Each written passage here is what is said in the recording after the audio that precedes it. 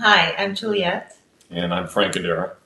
And if you're watching this video, we're really hoping that you're watching it because you have a sense of curiosity and not because you have been diagnosed with pancreatic cancer. But if you have been, then just please trust us and know that there's so much hope. Hope is important. Along with hope, you have to have confidence. You have to be open-minded. You have to realize early on that there's no single path to success. You have to know that there's an objective, and the objective here is staying healthy and being healthy and living for a long time. And there'll be times where you are off the path and you get back on. Keep the objective in mind. Don't give up. So our story, which I wrote and published in my book, 5.4%, Beating the Odds of Pancreatic Cancer, just takes you through our journey. And the reason I wrote the book is we both wanted to share what we have learned in the last 4.5 years. Because there really is no book out there that explains how to beat pancreatic cancer. Not that I'm saying that reading my book is gonna, beat pancreatic cancer for everyone, but it certainly worked for us. And when Frank was diagnosed 11 days before our first wedding anniversary, it was July 3rd, 2008, my world came crashing down on me. We were planning a weekend away to celebrate our wedding anniversary, and instead we were sitting at Mass General being told that Frank had pancreatic cancer. And when I came home and did some research online, the devastation and the anguish and the fear it's indescribable. Finding out that your husband has a 5.4% chance to survive, and most people die, anywhere from 6 weeks to 3 months after diagnosis. It was tough to take, and I didn't want Frank to know what his odds were. But that didn't work so well. Just the day before, because we went to a different hospital for treatment and trying to fix the problems I was having.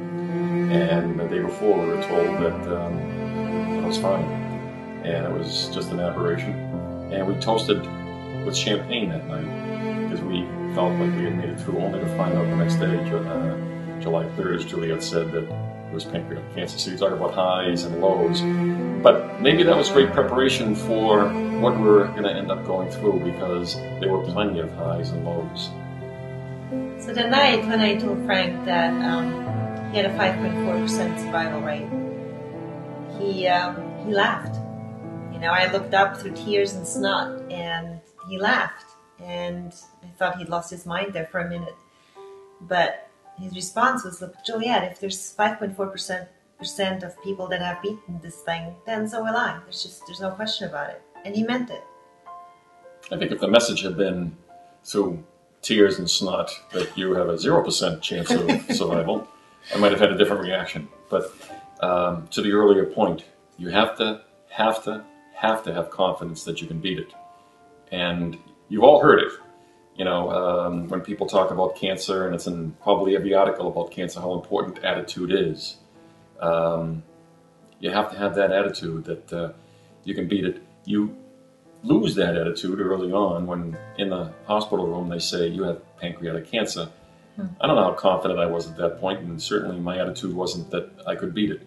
But you made up your mind. At some point you made up your mind that you were going to live. Yeah. So what happened was he was diagnosed on July 3rd, 2008. He did 2 weeks of oral chemotherapy along with 5 days of proton beam radiation. You had a week off, and then we did Dr. Christina Ferroni, God bless you, did the Whipple on August 18th, 2008. And then you went through 6 rounds of intravenous chemotherapy. Dr. Ryan, awesome guy. Oncologist. And after that, I took over. I did not like the idea of Frank. Can I interrupt just a second?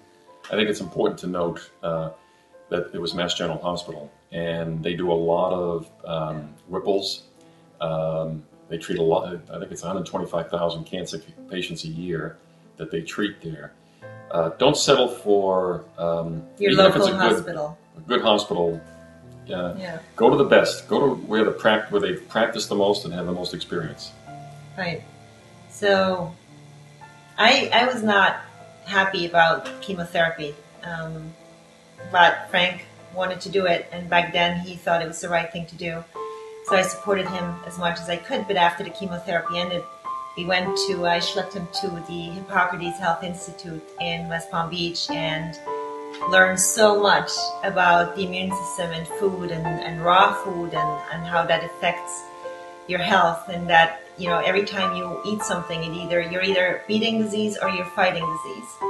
And Frank, you know, great guy that he is, he's jumped on board, and I also want to speak to the fact that, you know, I was a devout Christian, and I mean, the prayers that went up to heaven, you know, we had prayer conference calls that went worldwide.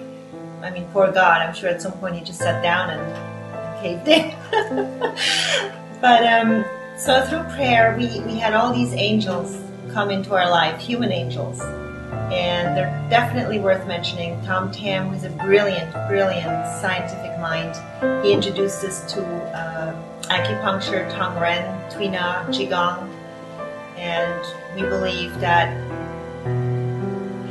speaking of belief, you know, when people ask us, why is Frank alive? What was it? Was it diet? Was it acupuncture? Was it this? Was it that? The answer is we don't know. Obviously, I believe that, you know, without God, he can perform any dance, and if he wants you, he wants you. Tom Tam, I think it was huge. Diet, nutrition, Cecilia, Dr. Gundry, amazing. Hippocrates. Talk about the eating disciplines. And eating. So yeah, so along the process, you're gonna run into a lot of people that are gonna tell you what to do, and they're gonna charge you a lot of money. Be aware of that. And then listen to your body and let the different healing modalities that hopefully will be brought to you or that you find in your journey, let them resonate within you and let your body tell you what works and what doesn't work. So today we are under the care of Tom Tam, who says, eat cow, don't eat like cow. We still follow a lot of Hippocrates, raw food protocol, and their motto is, eat like cow, don't eat cow. And Cecilia and Dr. Gundry say, you know, depending on where the cow lives and what he eats or she eats, yeah, you may eat a little bit of cow. So, you know, we choose not to eat cow, and it's working for us.